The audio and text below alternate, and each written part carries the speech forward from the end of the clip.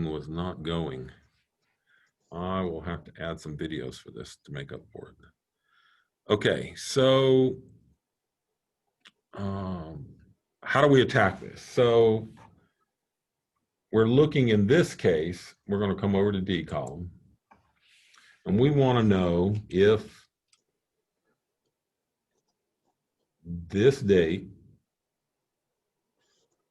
is greater than, if it's larger than this date to start with.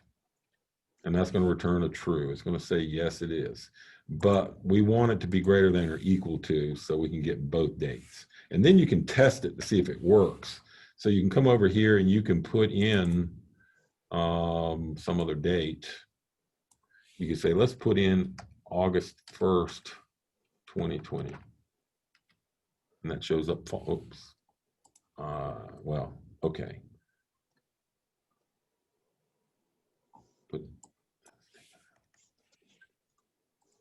Now, so we're going to go 8/1/2020. That's not inside the range, but if we say September, that is in between, or at least greater than. And if you do the opposite on the other side,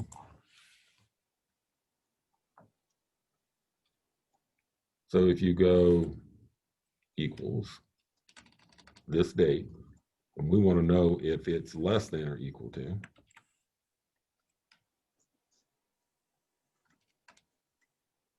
this date. So September 1st is less than, because this is a number, remember? If we convert these to numbers real quick, if we convert dates to numbers, like that's one of the things you have to be able to see. We go format cells. And we just want to put a general in. We want to take out the regular. Notice that it's 44,075 is the one date we're playing with. And this is the date that was the August date. And this is the December date. They're just numbers. Nothing special about them. So your mathematical constructions over here make sense when you're checking against numbers. It's not quite as obvious when you're trying to deal just with dates. Now, when I go back, I can put these back into dates just by right-clicking on the format cells, click on the dates, and then you have different ways you can make them show up like that. Very simple. Everybody with me? Can you do that one more time? The formatting? Yeah. Okay. So I generally do it by column, but you can do rows just as well. But I'm going to highlight 3 columns. They all have dates in them. I'm going to right click and pick format cells. Now, when you pick format cells, you get this box that pops up. And you have the ability to go in, and originally I picked general numbers, because I wanted the numbers to show up here, but they're dates. So I click on the date function right here, and you can just choose whichever one. And the one with a star is one of the defaults that are built in. You can also custom build these, but I'm not saying to do any of that. And so I'm just going to go, there we go. We're back to where we were. Okay.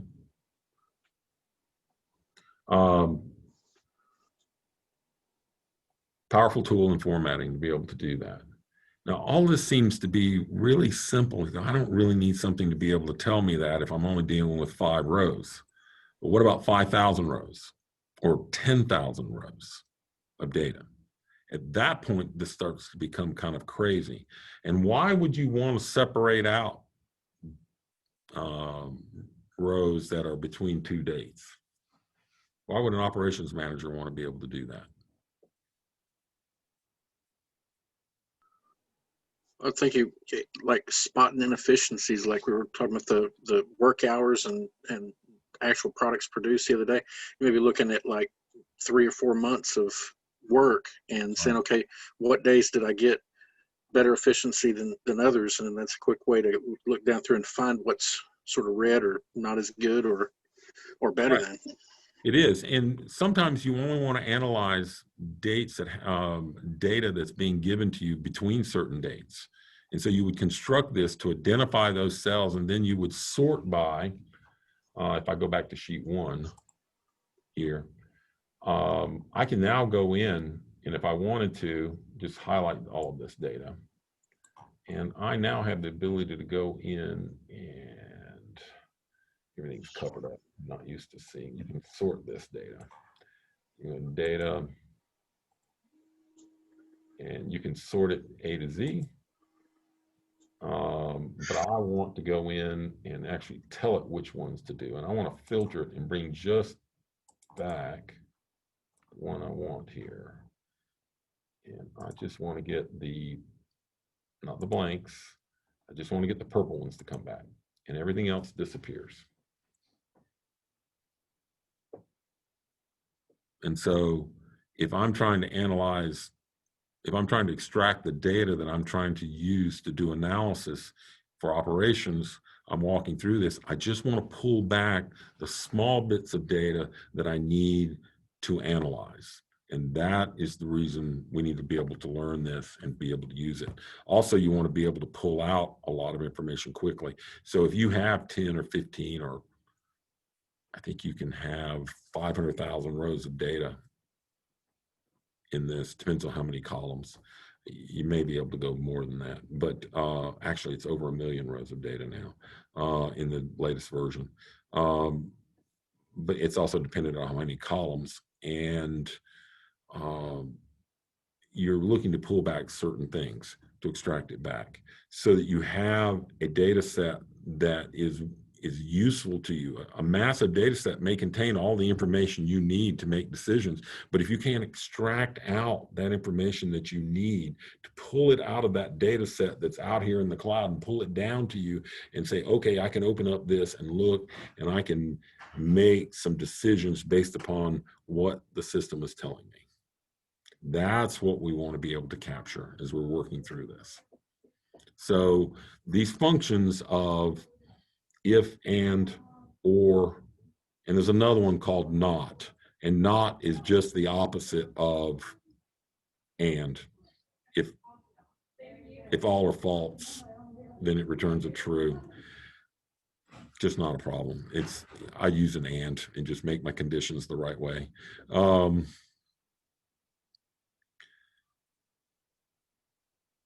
But learning how to use the if statement, maybe the most useful advanced tool inside Excel. An and statement a condition to place inside an if statement, and an or statement. If you can learn those three, you can do almost anything in data extraction and data manipulation you need to be able to do. Because there's no reason, we were going through this and we're saying, oh, this is, let me take off these conditions right here, filters. Select all those out. There's no reason that we have to be limited to, let's go equals, I'm sorry, let's go if, oops.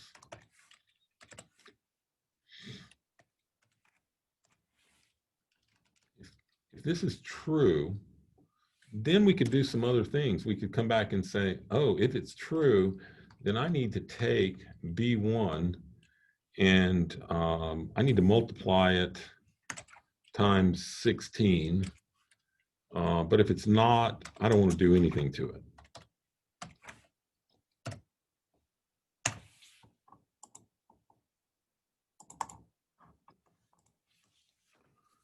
So now you have new data that you're creating in the process.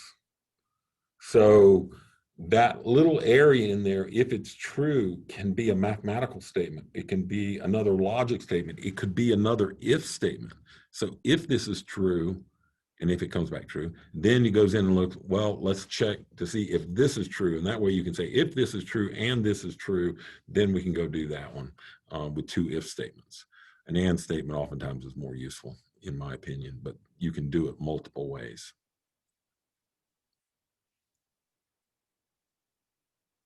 Does this make sense? Now I'm going to give you a very large data set to use and to extract out the data you need. I will provide the conditions that you need to be able to give me back.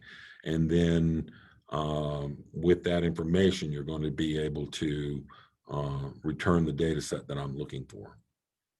And you don't have to do everything inside the same spreadsheet. You could just as easily do it on a separate spreadsheet. Your equations just look simpler if we do it inside the same one. How many people have I lost at this point? It's okay to raise your hand on this because I would not be surprised at all. YouTube has a ton of videos on this, and I think I've already posted up one or two, but I'll post up a couple more related to it. I will also post up the data set. So in this data set, I want you to be able to take, I'll give you an example. Last week, we worked on first name. Last week, was it last week? Wow. Seems like not long ago. And then address. And then city and state. So real quick on your spreadsheet, and then zip. Real quick, go through and add your name to this. An address.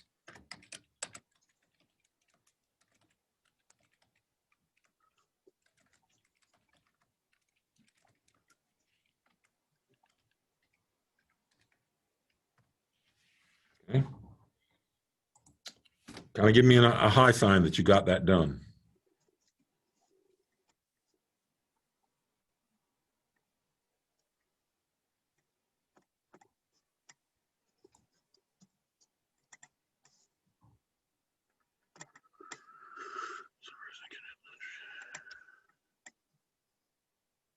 And one of the reasons I want to be able to see your faces when we're in class together is because when we're learning things like this, I take cues from your eyes and the expressions on your faces like, I don't know what the heck he's talking about. Or, what? Are you kidding me? Expressions that you guys have all the time. And by being able to track that, I'm able to gauge how quickly we move through the material. Okay. All right, everybody got this in? All right, so now we're going to go do our concatenate, if you remember that. Concatenate. So we're going to go Phil Bailey, and then we're going to put an ampersand in, and then we're going to put a space between first and last.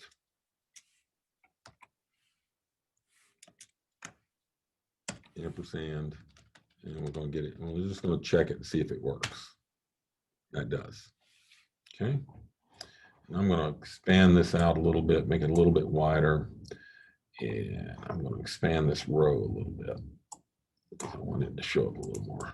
Okay, so we know what that looks like. So, but now I want to do one more thing. I want this to work inside of like Microsoft Word or something along those lines. So there are some things you can do to help yourself out. So you can go ampersand. And I want to put a line break in. Anybody know what a line break is? No? Line break is a statement, and there's a couple different types of them. You can do one specific for Excel, or you can do one specific to Microsoft Word or HTML, because HTML will work within Word. And in HTML, line break is BR, like that. And if I do that, it shows up just like that. And then I can put another ampersand in, and I can get the street address. And then I can put another break in. And I'm going to pick up the city.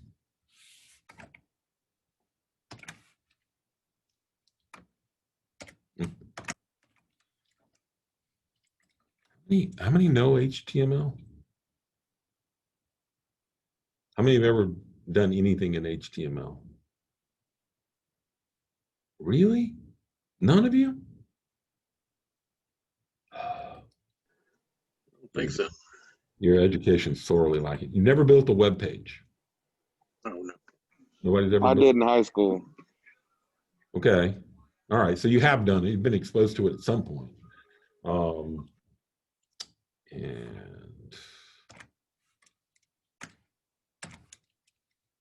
then we're going to pick up the city.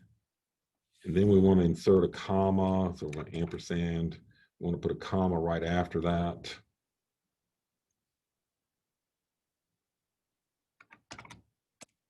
And a space. And then we're going to go pick up the state. One more ampersand in, and we're going to go put in, we'll put 3 spaces in. That's what you used to have to put in when you were doing typing. So you go 1, 2, 3. Ampersand and get the zip code. Now what you have is a formatted address that allows you to read this in a single field to go in and do a mail merge inside of Microsoft Office. And it'll put everything on the correct line. If I had a title column, you could put in Mr. or Mrs. or Doctor or whatever you want to put in that column, or that would show up to be able to do it.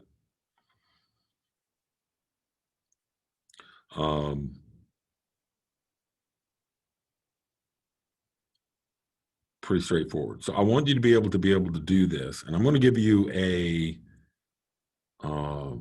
large data set of, if I remember right, it's 500 rows, and you have to create the addresses for all 500 rows. And if I copy this right now, copy, I should be able to open up Microsoft Word.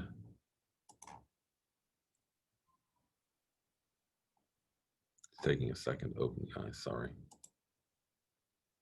Oh, and I'm over time anyway. You should be able just to paste this directly into Microsoft Word for it to show up, and I'm still waiting on it to open here.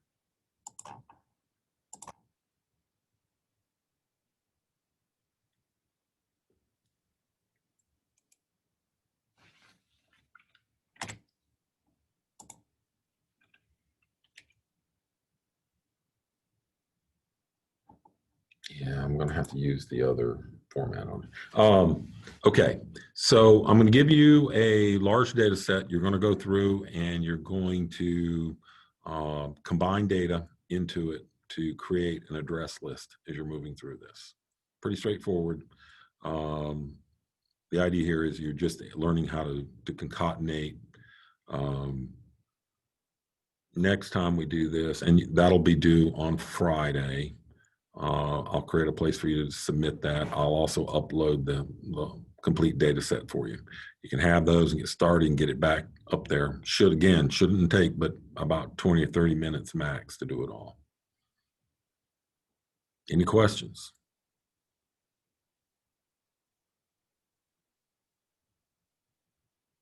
How many are you freaking out right now? Okay, it's okay. I thought, Kayla, I was looking at your face and I'm going, she is really stressed over this. This is not about math. This is about logic. And there's a significant difference between the two. We're trying to learn how to use logic to make decisions. And Excel gives us the ability to use logic to help us make decisions. Okay, so hang in there. We'll get through this. And if you run into a special problem, get back with me. I'll help you out. We'll go from there. All right, guys, I hope you have a really good day, and I'll be talking to you. Bailey? Yes. I have a question. Do we have a test Friday? We have a test on Friday. Okay. And you're responsible for, so what I'm going to do on the test on Friday is we're going to log on just like this. I was going to send out a note for the meeting. And then I will distribute unless you want to come to the classroom, and I'm assuming that most of you don't want to. I will distribute the exam via Zoom, and we will be turned on so I can see you while you're taking it. And then you'll have a place to upload the exam from there. You download it, you can print it, you can do it online. I don't care which. You can then take a picture. If you're going to print it out, you can complete it and then take a picture of it and upload the pictures for that I can grade. Okay, you'll have the full class to be able to do that. You're responsible for all chapters listed prior to this week. And there will be a couple questions from the chapters. Not many, but there aren't going to be many questions on the whole test. So if you saw that first exam that I gave you that was from the first time we did this, I think there were about 10, but there were a lot of little questions on there. There will be a series of those, multiple choice. And then there are just the math problems you've got to solve related to dimensional analysis. There'll be four on there that are dimensional analysis. Thank you. Does that help, Luke? Yes, sir. I appreciate it. Not a problem. Thank you. You're going to post, did you say you recorded half of the class today and you're going to post this video so we can go Yeah, back? I'm trying to upload them every single time. And Okay. if you subscribe to where I'm uploading them in YouTube, you get an instant alert even before it gets into Canvas. Okay, thanks. I will post a couple extra videos on if, and or statements. Great. Be able to do those. Okay. Thanks. Not a problem. Guys, I hope you have a good day. You too, sir. Bye-bye. All right, bye. Bye.